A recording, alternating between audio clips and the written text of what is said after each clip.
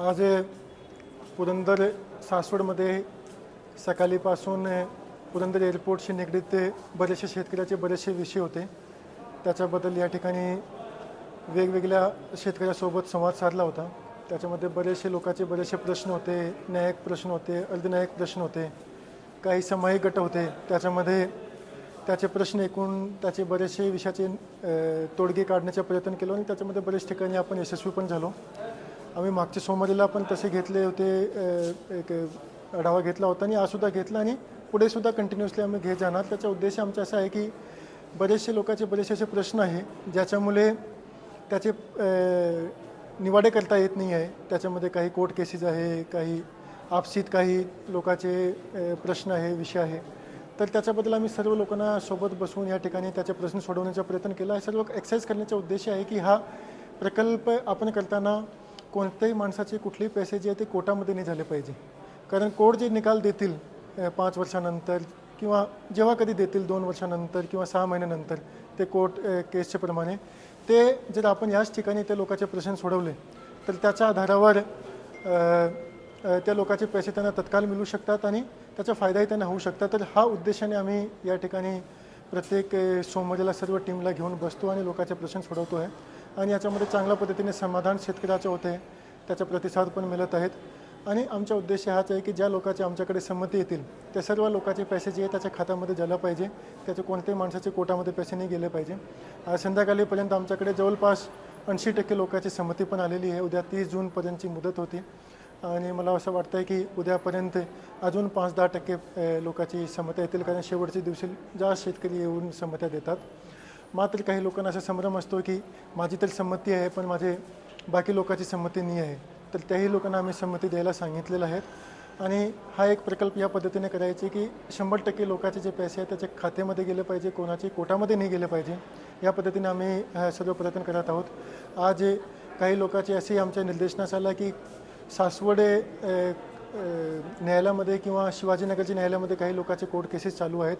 तर त्याच्याबद्दलही आम्ही विशेष विनंती केलेली आहे त्या माननीय न्यायाधीश यांना की ह्या लोकांचे केसेस जे आहेत ते प्रायोरिटीवर घेऊन त्याचे निकाल लवकरात लवकर द्यावा, जेणेकरून त्या लोकांचे पैसे जे आहेत ते कोर्टामध्ये न पाठवता थेट त्याच्या खात्यामध्ये पाठवण्यामध्ये आम्ही यशस्वी होऊ शकते.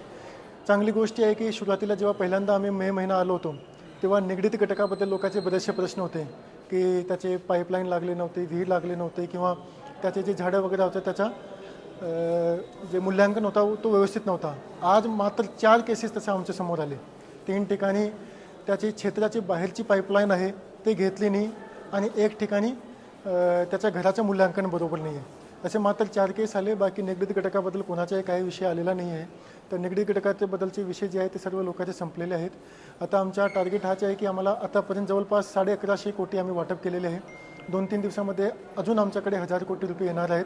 तर आमचं टार्गेट आहे की 15 जुलैपर्यंत 50% जमिनीचे पैसे वाटप आम्ही करून घेऊ आणि 15 जुलैपर्यंत 50% वाटप करून देऊ आणि 15 ऑगस्टपर्यंत जवळपास सर्व लोकांचे पैसे त्याच्या खात्यामध्ये जातील तसं एन्शुअर करू. तर मध्यंतरी एक प्रश्न विचारला होता जिल्हाधिकारी जिल्हा तुमच्या ऑफिसमध्ये की आपण शेतकऱ्याकडून घेताना त्याला 1.61 म्हणजे साधारण गुंठ्याला 4 लाख रुपये पडतात, परंतु आपण त्यांचे जे पैसे कटिंग करता येत ते सरसकट साधारण 7 ते 8 लाख रुपये काही शेतकऱ्यांना पडतात, काही 7 लाख रुपये पडतात. तर मूळ रकमेवरती त्यांचा पटिंग 10% जे पुनर्वसूलसाठी नाही. त्याच्याबद्दल मी मागच्या वेळी सुद्धा सांगितलेलं होतं की नियम असा आहे की जे एकूण मोबदला आहे त्याच्यावर 10% पैसे कट झाले पाहिजे. आम्ही MIDCला एक पत्र पाठवलेलं आहे ज्याच्यामध्ये आम्ही रिक्वेस्ट केलेली आहे की एकूण मोबदल्याच्या ऐवजी जेवढी आपण जमीन घेतो आहे त्याच्यावर 10% कपात झाली पाहिजे. तर त्याच्यामध्ये आमच्याकडे MIDCचा पत्र आला की त्याच्या अनुषंगाने आम्ही पुढची कारवाई करून घेऊ. उदाहरण कसं आहे की समजा की 1.61 हा जमिनीची व्हॅल्यू आहे तर त्याच्यावर 10% झाले पाहिजे. मग आता जे नियम आहे त्याप्रमाणे आम्हाला एकूण मोबदला, समजा एखाद्या माणसाचा एकूण मोबदला सर्व निगडीत घटक ठेवूनही 2 कोटी झाला तर आम्हाला 2 कोटीवर करावं लागते आताची नियमाप्रमाणे. तर ते नियमाच्या दुरुस्तीबद्दल आम्ही ऑलरेडी MIDCला पत्र लिहिलेलं आहे आणि मला असं वाटतं की काही दिवसामध्ये त्याचा उत्तर आमच्याकडे येऊन जातील आणि त्याच्या अनुषंगाने ज्या लोकांचे ऑलरेडी आम्ही निवाडे केलेले आहे त्याच्याही जे काही शिल्लक अमाऊंट जे आमच्याकडे आम्ही कपात करून घेतली त्यांना त्या पद्धतीने पुढची कारवाई केली जाते. कोणत्या शेतकऱ्यांचा काही विरोध आहे का याच्यासाठी? देखो याच्यामध्ये असं आहे की आतापर्यंत आमच्याकडे 80% लोकांची संमती आलेली आहे आणि काही ठिकाणी काही लोक जे आहे ते कोर्टामध्ये गेलेले आहे. आणि त्याच्यामध्ये त्या लोकांनी अजूनही आम्हाला संमती दिलेली नाही आहे. मात्र मला विश्वास आहे की ज्या पद्धतीने पारदर्शकप्रमाणे काम चाललेलं आहे, जवळपास सर्व लोक जे आहे ते संमती द्यायला येतील. काही आहे की ग्रामीण भागामध्ये काही लोकांमध्ये संभ्रम निर्माण केले जातात. आजही माझ्याकडे काही शेतकरी आले आणि ते म्हणत होते की साहेब, मला वकील असं सांगतोय की तुम्ही शेवटपर्यंत काही देऊ नका, जे शेवटी थांबतील त्यांना जास्त पैसे मिळेल. तर अशा प्रकारची संभ्रम, चुकीची गोष्टी लोकांना सांगितली जातात आणि त्यामुळे ते शेतकरी जे आहे ते पुढे यायला थांबतात. पण असं काही होत नाही आहे. आम्ही एवढे लोकांना आता पैसे वाटप करतो आहे, ते सुरुवातीला आले आणि म्हणून मी त्यांना पैसे कमी देणार आणि शेवटी येतील त्यांना जास्त देतील, तसं होत नाही आहे. कारण सुरुवातीला आलं त्याच्यावर आपण अन्याय करू शकत नाही. आणि ऑलरेडी हे जे पैसे आपण 61 काढलेलं आहे, 1,61,00,000, ते विशेष बाब म्हणून काढलेलं आहे. त्याच्यामध्ये आपण जे हायेस्ट रेट आहे ते काढून सर्व लोकांना देतो आहे. तर असे प्रकारचे काही ठिकाणी काही संभ्रम निर्माण केलेले आहे. त्याच्यामुळे काही टक्क्याने काही शेतकरी अजूनही थांबलेले आहे. पण मला असा विश्वास आहे की 100% लोक आता जेव्हा आम्ही पैसे वाटप करतो, शेतकऱ्यांना माहिती मिळते की खात्यामध्ये थेट पैसे येते, सेम दिवशी येते किंवा पुढच्या दिवशी येते, तर त्याचा मेसेज सर्व ठिकाणी जातो आहे आणि जे शिल्लक लोक आहेत तेही येतील. एक शेवटचा प्रश्न सर, 3,000 एकर आपण क्षेत्र संपादित करताय, त्याच्या आगे 10% देत आहे, त्याचं 300 एकर क्षेत्र होते. परंतु आपण नवीन आधीच काढले आता 250 हेक्टर म्हणजे 550 एकर, मग वरच्या 250 एकराची गरज आहे. हां, बिलकुल आहे. त्याच्यामध्ये आम्ही या पद्धतीने केलं आहे की आपण जेव्हा शेतकऱ्याला 10% परतावा देणार आहे, तेव्हा मात्र त्यांना जमीन नाही देणार, ते विकसित जमीन देणार आहे. तर त्याच्यामध्ये आम्ही हा निर्णय घेतला होता की शेतकऱ्यांनी आमच्याकडे मागण्या केली होती की 10%ची पेक्षा जास्त परतावा द्यावा. तर तेव्हा आम्ही आणि 10%ची पेक्षा जर आम्ही जास्त परतावा दिला असता तर त्याच पद्धतीने त्या लोकांची पैशाची कपात पण झाली असती.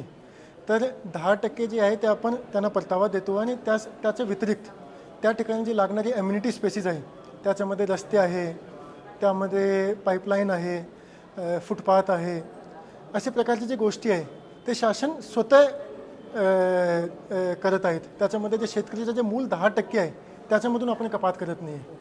तर हे आपण मात्र प्लॉट देत नाही आहे, आपण प्लॉट विकसित प्लॉट देतो आहे. कारण जे विकसित प्लॉट असतो त्याची व्हॅल्यू जास्त असते. त्या ठिकाणी जर आपण 30 मीटरची रस्ते केले, पाईपलाईन पाण्याची केली, तिथे ट्रान्समिशन लाईन दिला, तर त्या जमिनीची व्हॅल्यू जास्त वाढते, त्याच्या डेव्हलपमेंट पोटेन्शियल जास्त वाढते, त्याचे जे कमर्शियल आणि इंडस्ट्रियल व्हॅल्यू आहे ते जास्त वाढते.